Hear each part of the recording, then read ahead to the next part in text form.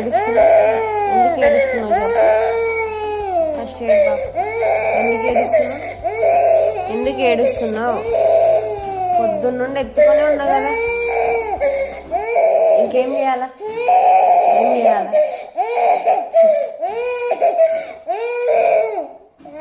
ఇక్కడ ఆడుకుంటే ఏమవుతుంది? ఆడుకుంటే ఏమవుతుంది? ఆడుకో. కొన్ని దగ్గర ఉన్న నోరు మూస్తా అంటే అది లేదు. ఏడ్చుడు ఏడ్చుడు ఏడ్చుడు. ఎందుకు ఏడుస్తున్నావురా? ఎందుకు?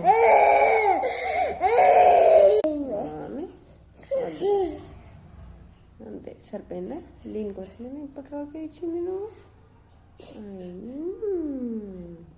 ఇదా కదా, ఇది కదా. అంతే బాగుంది.